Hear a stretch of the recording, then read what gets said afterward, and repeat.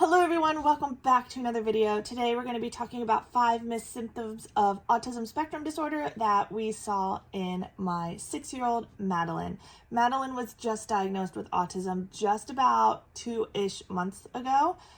We started seeing a lot of things with her that started us thinking that she was on the spectrum, as well as myself and my middle daughter are also on a wait list to be evaluated. But we have a lot of things that started showing up just recently that led us to believe that she was on the spectrum.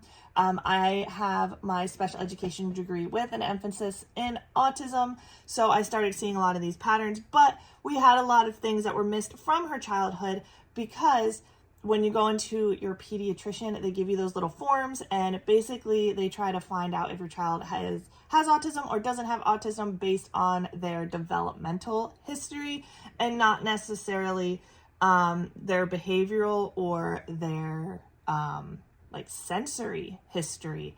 It's really just developmental, like does your child walk, does your child talk, like those kinds of things, does your child eat, like those kinds of things. And so Madeline's signs of autism were just totally missed until about a year ago when some sensory issues started really becoming strong with her. So the first thing I want to talk about is her sleep pattern. I've mentioned this before and you guys have seen so many vlogs from when she was a baby, like, why does this child not sleep? She's not sleeping. Why does this child not sleep? We have so many videos on it. Madeline would sleep for 2 or maybe 3 hours in a 24-hour period. So she might take like a half-hour nap and then sleep for 2 hours at night, and that was it. Like, not every time, not 2 to 3 hour every time she sleeps. 2 to 3 hours in a full 24-hour period. We started having times where like my in-laws or my mom would watch her if we were away. Like I had to go to a competition one time and everybody's like, I will not watch your child again. She does not sleep. I don't sleep. Nothing. Like she cries all the time. Like she doesn't sleep. So her sleep pattern was so messed up, which is also something that I have. And now at the age of 6, she takes a really long time to decompress. So she usually doesn't go to sleep until midnight or 2 a.m., sometime in between there. And she will sleep to like 11 in the morning. We homeschool, so it's not a problem. But for somebody who has these issues, who do not homeschool and their kid has to get on a bus or they've got to take them to school in the morning, not really sure how to fix the problem. Since she is homeschooled, we just let her do that natural rhythm. She likes that quiet time at night where she's by herself. Her sisters aren't screaming.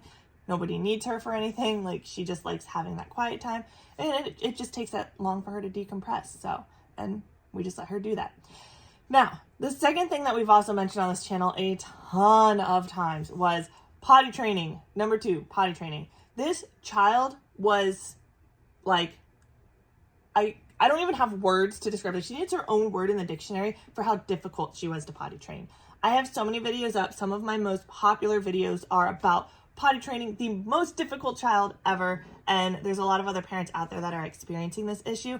Now, potty training in general can be hard for a child. Potty training and eating specifically are like 2 of the only things that your child is in control of. They can control when they pee and when they don't pee, and they can control when they eat and when they don't eat. And if your child wants to be in control, they are going to control those 2 things. Sorry, that's just how it is. You can put as much effort as you want into it, but if your child wants to be in control, they're going to be in control because they can control those 2 things, and that's about it. But with her, potty training was just like a whole other level. Not only was she just refusing to go, but we would put her in underwear and then she would like pee on the floor and just sit in it and not care. Like most kids would be like, oh no, I'm peeing on the floor. Wouldn't care. Would just have an accident. Didn't care. So there was just like nothing we could do to like get her to potty train. It took forever. Horrible experience. And so I held off potty training my other 2 until they were like 4 years old because I didn't even want to deal with it. I was like, nah, I'm so stressed out from potty training still from my 6-year-old. I don't want to potty train my other 2. So we're not going to do it. But yeah, so another thing was that she started having a lot of sensory avoiding tendencies. So we couldn't go to anything that had fireworks. We couldn't go to Disney World if they were going to be doing fireworks and any of the shows that we were there for. We went for Halloween one time. They shot off fireworks for Halloween and it was a mess. Yeah, so we couldn't go to any place with like fireworks, couldn't go any place with flashing lights.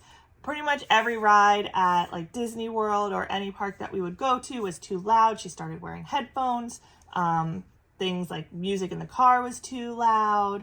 People talking was too loud. So she just started complaining about like how loud everything was all of the time. And this started maybe between like 4.5 and 5 years old, where those things really started like we really started noticing them. She could have been having those earlier on, and some of her, crying and meltdown sessions as a baby were from that. I don't know. But around like the age 4.5 or so, she really started complaining about like light and sound sensitivity. Number 5. This one is really, really weird. And there is some scientific data to back this up. But I'm going to share it because all 3 of my kids actually have this going on. And I'm going to be really curious to see how it turns out in the future. There is a gene mutation called MTHFR. I don't know what that all stands for, and I'm not going to try to figure it out. But it causes the stork bites that you see on children, sugar bugs, which is the vein that like goes down like across your nose instead of like you not seeing that vein. It's like a bright blue line that goes down. And also sacral dimples, which is like a dimple right at the top of your butt crack, essentially. So Madeline has the sugar bug, and somebody had said a really long time ago, was like, oh, she has the sugar bug. That means she's going to have autism. So we were kind of like, okay, I mean, that's interesting. We'll keep an eye on it or whatever. She wasn't showing any signs of being on the spectrum when we would go to the doctor's office, but she always had that sugar bug, and she still has that. Now, my other 2 have the sacral dimple, which I think is really interesting because I actually didn't know that that gene mutation was linked to the sacral dimple until I started doing some research on the sugar bug. Now, these are all kind of like speculations. So there's scientific data out there showing that the MTHFR gene mutation actually can lead to vaccine reactions, which I've had a few of myself, pertussis and the tetanus with the pertussis one, I guess whatever it is, the DTaP. I had a really horrible reaction to, and then I also had a really horrible reaction to the Gardasil vaccine, so I could only get the first round of that because I reacted so bad to that. So anyway, and then Tylenol resistance or like reactions to Tylenol, and then autism. So there's been studies showing that that gene mutation can cause all those problems. I haven't looked a whole lot into it other than seeing that there are studies that prove that, but that's up to you if you want to go research into that more. But anyway, guys, those are the 5 symptoms of autism that were kind of missed with my 6-year-old until recently, that caused her to get a more late diagnosis than what most kids would. If you have any questions, leave them down below. Let us know if you have any weird symptoms or anything as well. And I'll see you guys in the next one. Give it a thumbs up. Hit that subscribe button. See you next time, guys. Bye.